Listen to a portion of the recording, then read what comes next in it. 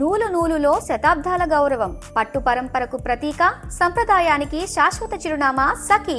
వాళ్ళందరికీ కూడా క్లియర్గా వాళ్ళకి ఏదో 2 బెడ్రూమ్ హౌసెస్కి ఇవ్వడానికి కూడా ప్రభుత్వానికి మేము ప్రతిపాదనలు పంపిస్తున్నాం. ప్రభుత్వం కూడా దానికి కొంత కేటాయిస్తూ దానికి చేయడానికి కూడా ఎవరన్నా ఈ చెరువుల్లో ఇల్లులు వాళ్ళ నివాస గృహాలు కోల్పోతే ఈ టెంపరీ హౌసెస్ కానీ ఇదేనా కానీ అండ్ ఎవరైనా పర్మనెంట్ హౌసెస్ అట్లాంటివి ఉంటే కనుక వాళ్ళు న్యాచురల్గా వాళ్ళకి టీడీఆర్ అది వస్తాను వస్తుంది. వాళ్ళ ల్యాండ్ అది ఉందనుకోండి, టీడీఆర్ జనవరి 16th రోజున గవర్నమెంట్ రిలీజ్ చేసినటువంటి టీడీఆర్ పాలసీ ప్రకారం వాళ్ళకి ఒకవేళ లైక్ కొన్ని చోట్ల మనం ఎఫ్టీఎల్లో ఉన్నాయని చెప్పి కొన్ని విల్లాస్ తీసాం, విల్లాస్ అండర్ కన్స్ట్రక్షన్ ఉన్నాయి, ఇది కత్వా చెరువు మల్లంపేట దగ్గర. సో న్యాచురల్గా వాళ్ళు టీడీఆర్ క్లెయిమ్ వాళ్ళు తీసుకోవచ్చు అనమాట. వాళ్ళకి ఎందుకంటే ఓనర్షిప్ ఆన్ దట్ ల్యాండ్ ఉంటే కనుక వాళ్ళు తీసుకోవచ్చు. సో ఇలా అంటే వాళ్ళ ఎవరు ఏది అనే దాన్ని బట్టి వాళ్ళకి గైడ్ చేసి మేము వాళ్ళకి కంపన్సేషన్ దాని ఆస్పెక్ట్లో కూడా మేము వీఆర్ వర్కింగ్ ఆన్ దట్ ఇది. అండ్ అట్లానే నివాసాలు ఆల్రెడీ మీరు చూశారు. ఈ మధ్య మేము ఐలాపూర్లో కొన్ని ఎంక్రోచ్మెంట్స్ తీయటం జరిగింది. తీసినప్పుడు అక్కడ ఐలాపూర్లో పెద్ద ఎత్తున కూడా గవర్నమెంట్ ల్యాండ్ కబ్జా అవుతుంటే కూడా మనం April around 2nd week, April 11th ఆ టైం అనుకుంటే 11th 12th ఆ టైంలో we have done a major drive అక్కడ చేసినప్పుడు అప్పటికే నివాస గృహాలుగా వచ్చి ఇది వాళ్ళందరూ కూడా చాలామంది పేదవాళ్ళు వచ్చి కలిశారు మాకు, లేకపోతే ఆటో డ్రైవర్లు, లేకపోతే చిన్న ఏది ఇళ్లలో పనిచేసే మెయిడ్ సర్వెంట్స్, ఇట్లాంటి వాళ్ళు అందరూ వచ్చినారు. వాళ్ళని మోసం చేసి వీళ్ళందరూ నోటరీ చేసి ఇదంతా వాళ్ళకి అమ్మి వాళ్ళకి చేసింటే అట్లాంటి ఇళ్ళకు కూడా మేము వెళ్ళకుండా అట్లాంటి దాదాపు మోర్ దెన్ 1500 పైన ఇల్లులు వాటిని మేము ఎక్కడ కూడా అది కాకుండా తక్కిన ప్రాంతాన్ని మేము ఫెన్స్ చేసాం జరిగింది. దాదాపు మోర్ దెన్ 900 acres పైన కూడా మనం చేయటం జరిగింది. ఇప్పటిదాకా హైడ్రా టోటల్గా మీరు చూస్తే కనుక ఆల్మోస్ట్ మనం రిక్లెయిమ్ చేసిన అటువంటి ల్యాండ్ వచ్చేసి 2093 acres. So which is almost equalling to మీరు యావరేజ్ని మీరు చూస్తే కనుక అంటే ఇది అప్రాక్సిమేట్గా ల్యాండ్ వాల్యూ వేస్తే 40 ఎకరాలు 40 కోట్లు వేసుకున్న సిటీలో కొన్ని ఇంపార్టెంట్ ప్లేసెస్లో ఆర్ 30 కోట్లు వేసినా మీరు దాన్ని బట్టి చేసుకోవచ్చు. Approximately it is coming to around 80,000 crores దాకా వస్తుంది అనమాట. సో ఇది అంటే కొన్ని చోట్ల చాలా కాస్ట్లీ ఉన్నాయి, లైక్ మాదాపూర్ ఆ ఏరియాలు ఉన్నాయి.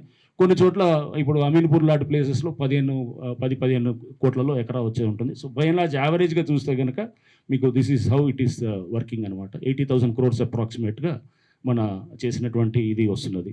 సో దీంట్లో మెయిన్గా లేక్స్ వచ్చేసి 300 acres దాకా ఉంది, 296 acres to be specific, 296. Nallahs వచ్చేసి 24 acres ఉన్నాయి. గవర్నమెంట్ ల్యాండ్ అరౌండ్ 1600 ఎకరాలు ఉంది. పార్క్స్ 93 acres, రోడ్స్ అండ్ ఇతర ఫుట్పాత్లు అయితే కనుక దాదాపు 50 ఎకరాలు ఉన్నాయి. Public open spaces around 23 acres. అంతా కలిపి 2100 అప్రాక్సిమేట్గా ఉన్నటువంటి ఇదన్నట్టు. Okay. And Hydraa has registered about 90 FIRs ఇప్పటిదాకా. వేరే ఇతర అన్ని చోట్ల కూడా ఇది పోలీస్ స్టేషన్స్లో కూడా కంప్లైంట్ ఇచ్చాము. ఎక్కువ డంపింగ్ ఆఫ్ డెబ్రీ లేకపోతే చెరువుల్లో కబ్జాలు చేసిన దాని గురించి కూడా వాటి మీద ఇచ్చాము. సో హైడ్రా పోలీస్ స్టేషన్ కూడా అది కూడా ఇప్పుడు అవుతుంది, ఇంకా ఫైనల్ స్టేజెస్కి వచ్చింది. దాంట్లో ఏంటంటే ఆ పవర్స్ డెలిగేషన్ దాని మీద కూడా ఇది జరుగుతుంది. And so these are the issues. And okay, so I think even Fatima college issue కూడా మీరు అడుగుతారు ఎట్లానో న్యాచురల్గా. సో దాని గురించి కూడా నేను, ఎందుకంటే అది ఆల్రెడీ హైకోర్టు పరిధిలో మీరు చూశారు. హైకోర్టు దాన్ని డే టు డే కూడా వాళ్ళు ఇస్తూ కూడా దానికి డేట్స్ ఇస్తూ దాన్ని మానిటర్ చేస్తూ ఉన్నారు.